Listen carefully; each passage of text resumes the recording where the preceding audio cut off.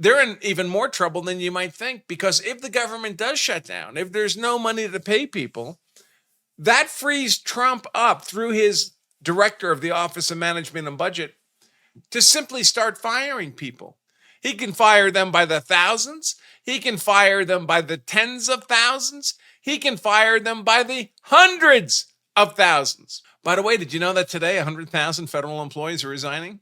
100,000. That's 100,000. Not 1,000. 100,000 are resigning effective today. I don't want to say I'm aroused, but it's a pretty good feeling. It's a pretty good feeling. All right. It looks like the U.S. government is headed for a shutdown. Midnight tonight, the federal government will shut down. It will have no budget. Today, September 30th, is the end of the fiscal year, and the Democrats are effectively filibustering, refusing to contribute the 7 votes needed to pass a continuing resolution that, by the way, would only last for 4 weeks. The Democrats continue to refuse to compromise. They're insisting on policies the American people have soundly rejected for good reasons. The Democrats are insisting on free health care for illegal third world migrant invaders. The Democrats are insisting on reopening the southern border to further invasion by tens of millions of third world invading savages. I'm not interested in that. I don't think you are either. The Democrats are insisting on refunding the progressive NGO money laundering operations that employ their wives and daughters with gender studies degrees. Of course, Trump says, we're not doing any of that. And Trump's in a pretty good position because the big, beautiful bill just recently passed funds everything that Trump wants to do. So he's in the catbird seat. He's got all his stuff funded. It's the Democrats are in trouble. They're in even more trouble than you might think, because if the government does shut down, if there's no money to pay people, that frees Trump up through his director of the Office of Management and Budget to simply start firing people. He can fire them by the thousands. He can fire them by the tens of thousands. He can fire them by the hundreds of thousands. By the way, did you know that today 100,000 federal employees are resigning? 100,000. That's 100,000. Not 1,000. 100,000 are resigning effective today. I don't want to say I'm aroused, but it's a pretty good feeling. It's a pretty good feeling. So if this government shutdown happens, everyone says they don't want it to happen. Trump says, I don't want a shutdown to happen.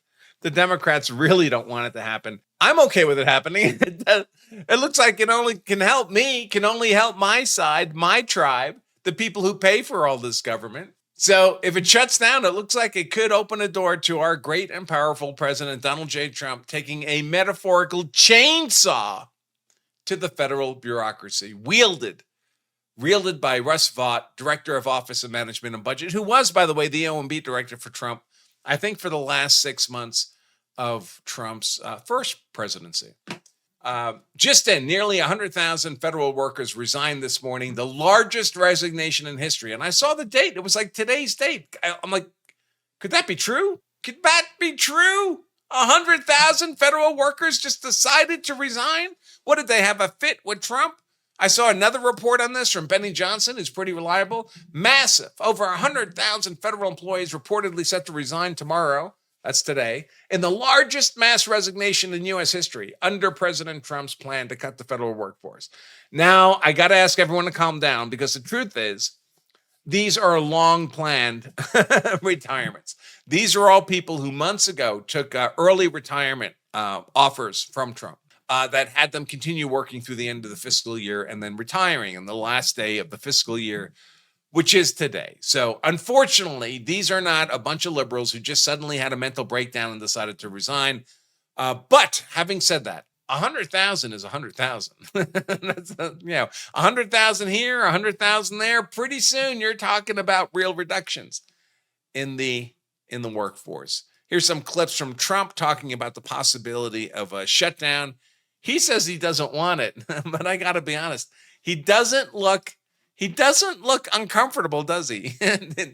Does he look like he's the guy who's negotiating from a position of weakness here? Let's take a look. They are shutting it down. We're not shutting it down. We don't want it to shut down because we have the greatest period of time ever I told you we have $17 trillion being invested. So the last person that wants it shut down is us. Now, with that being said, we can do things during the shutdown that are irreversible, that are bad for them and irreversible by them, like cutting vast numbers of people out, cutting things that they like, cutting programs that they like. And you all know Russ Vought. He's become very popular recently because he can trim the budget to a level that you couldn't do any other way. So they're taking a risk by having a shutdown because of the shutdown, we can do things medically and other ways, including benefits. We can cut large numbers of people out. We don't want to do that, but we don't want fraud, waste, and abuse. And, we're cutting that.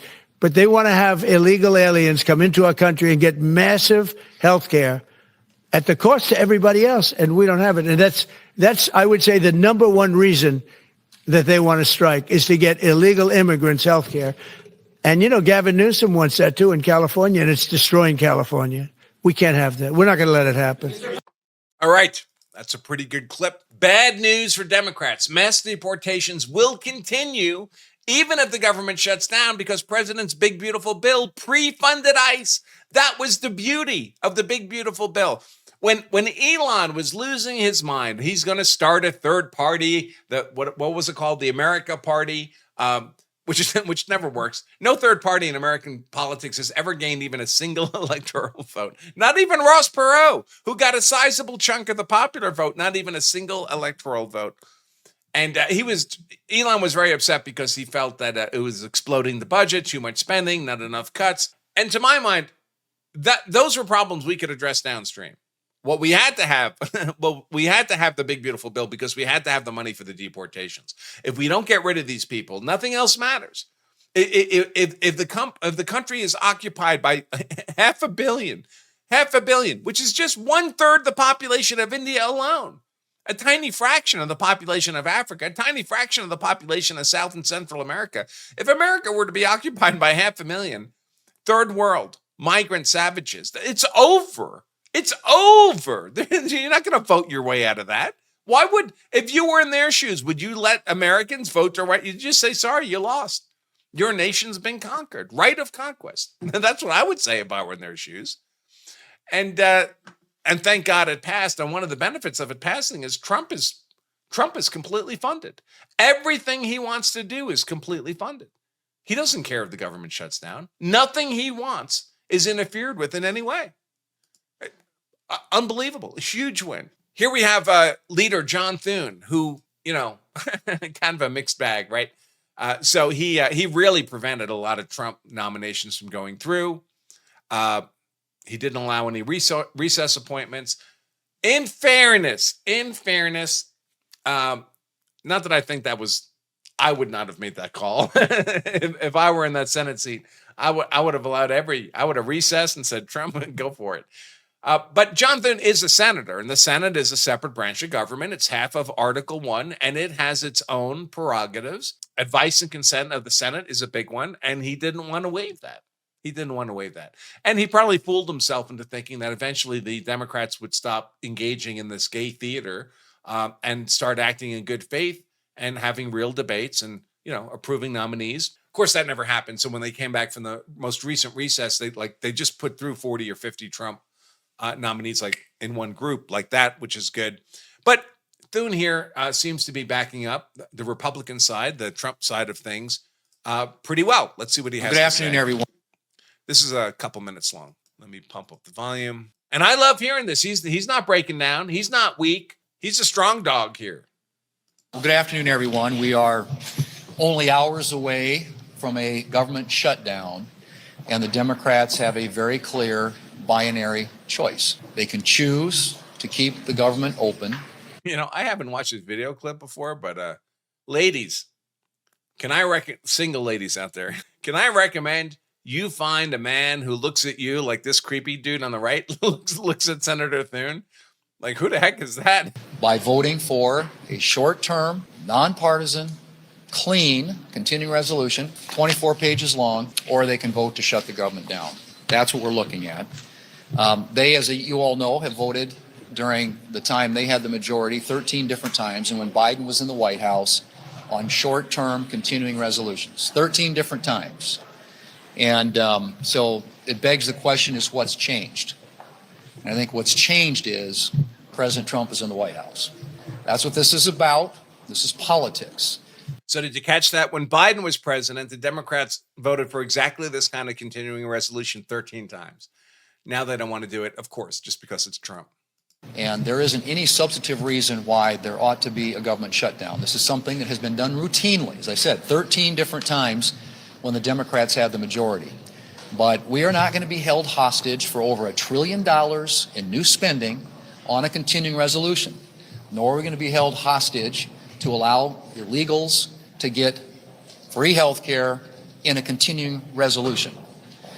These are things that they're demanding as part of their so-called negotiation. Ladies and gentlemen, there isn't anything here to negotiate. This is a routine funding resolution to keep the government open so that we can continue our appropriations work and fund the government in the old-fashioned way, which is allowing the Appropriations Committee, Democrats and Republicans, to work together as they have been. And by the way, the Democrat leader keeps talking about not consulting. The Appropriations Committee, they picked the date. Democrats and Republicans, the big four on the Appropriations Committee, were consulting. They picked the date for the continuing resolution, November the 21st. And so this has been an open process from the very beginning. This year we opened up the appropriations process, something that wasn't done when the Democrats had the majority here in the Senate. But they have a clear choice in front of them today. And I hope there are Democrats out there. This may not represent the view of their leadership, but I'm hoping there are Democrats out there who are reasonable and understand what's at stake here. And as they have articulated many times in the I mean, that guy, is that Langford from Oklahoma on the right? I see in the comments. It's like he's been told, listen, you must keep complete eye contact. Your eyes must remain on Senator Thune's ear at all times or the school bus explodes. past, the costs associated to the American people with a government shutdown. This is totally avoidable. It is a decision they're going to have to make, and if the government shuts down, it is on the Senate Democrats. The House has acted, the President's ready to sign the bill, and all that's left is for 8 Democrats to join us in passing that bill today. Well, good afternoon, everyone. Whoops. We are... So that was Thune. Thune has had enough. I think this might be a different video. Let's try it. If it's not, I'll switch to. Sought to vote to keep the government open. Same people. Let's see. Sought to vote to keep the government open. But now he's Democrats have been pretty clear. They're going to defeat this House CR when it comes to the floor today. What is Plan B? Will you keep on bringing this back to the floor? And do you think the House should reconvene before Tuesday to maybe move the ball? I don't know what the House can do that they haven't already done. They passed the bill. It's a bill that's passed by the House, sitting here in the Senate, ready to be signed into law by the President. And so, no, it's up to the Senate Democrats. That's where we are. And if they decide to vote it down tonight, they're going to be the ones that have to explain at midnight tonight why the government is shut down. It's really pretty straightforward. And this is something, again, that's been routine around here for a long time until all of a sudden the far left, as Senator Barrasso pointed out, hijacked the Democrat leadership here in the Senate.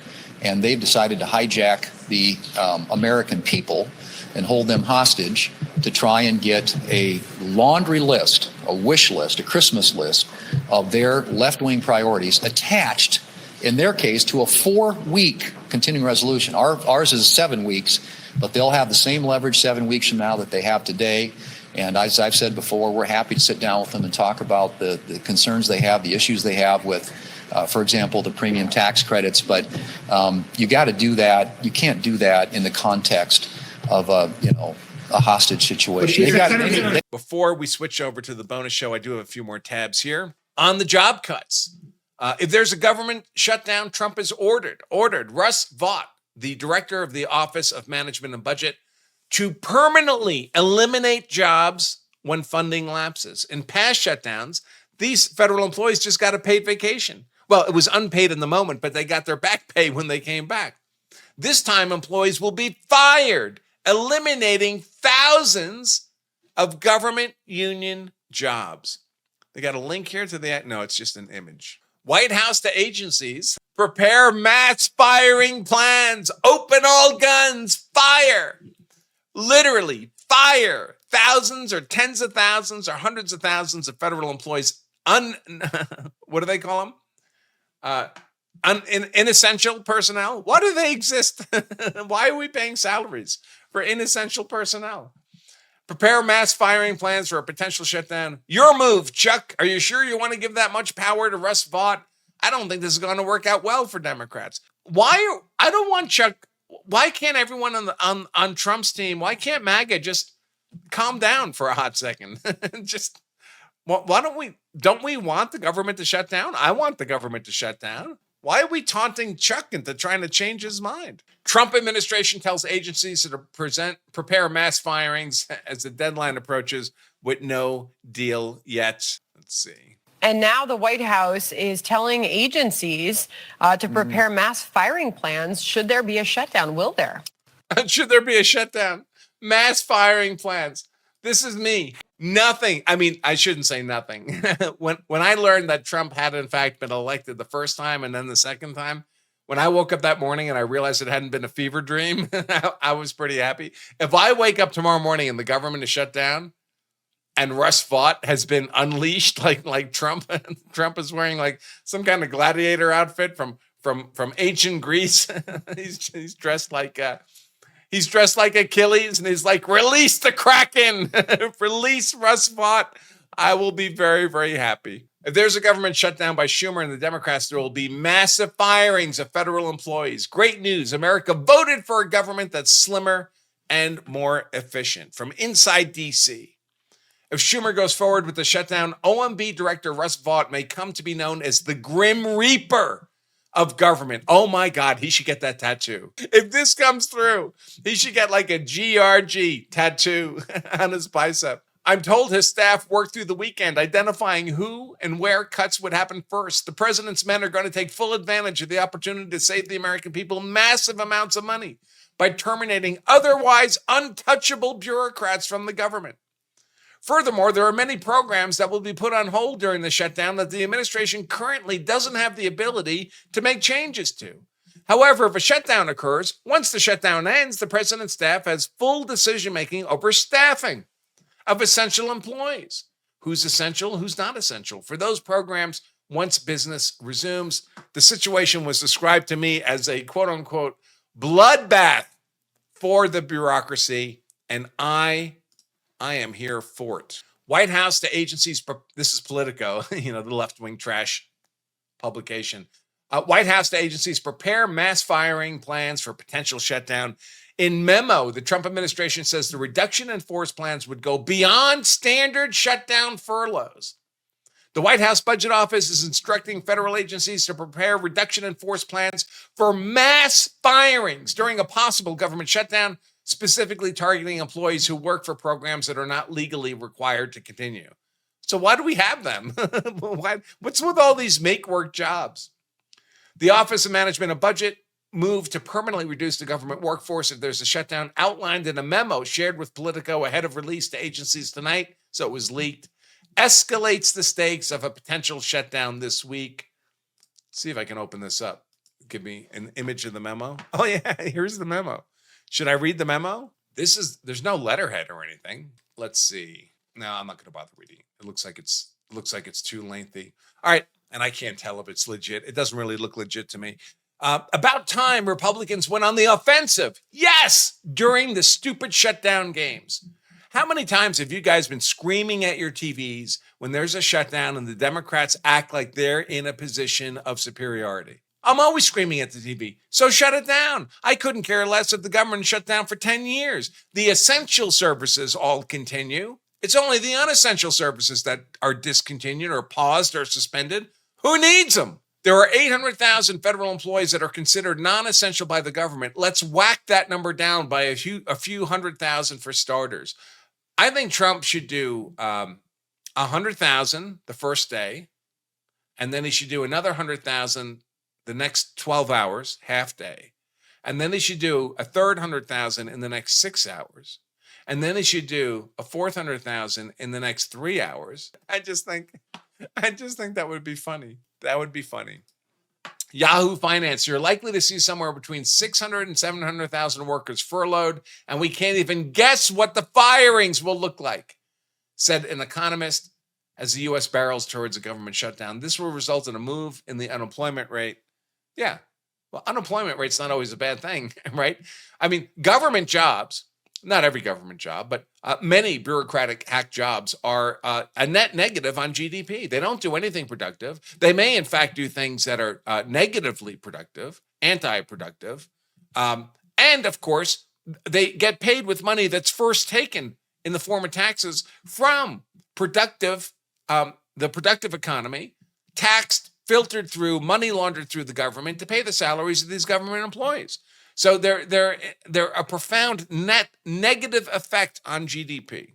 And of course, the ubiquitous Vlad Norm Eisen, the lawfare vampire who's filed, I think is responsible for 30 or 40% of the lawfare cases against Trump in the second term. The State Democracy Defenders Fund, it's just the obstruct Trump fund. Democracy Forward, Federal Labor Union suing to block the threat of mass firings during the shutdown, saying they're an abuse of OMB Director Russ Vaught's authority. Well, if this goes like the other firing cases have gone when they've gotten to the Supreme Court, they got nothing. They got nothing. If OMB has congressional discretion to decide about these kinds of firings, and I presume he does, or we wouldn't even be talking about it, notice he's not saying that Russ Vought does not have the authority to fire. Even Norm Eisen is not claiming in his filing that OMB Director Russ Vought simply lacks the authority to engage in mass firings of federal employees. He's saying that if he does that, it would be an abuse of his authority. But the Supreme Court has been ruling pretty consistently. When the executive branch has authority to do something, they have authority to do something. I think that's going to be awesome.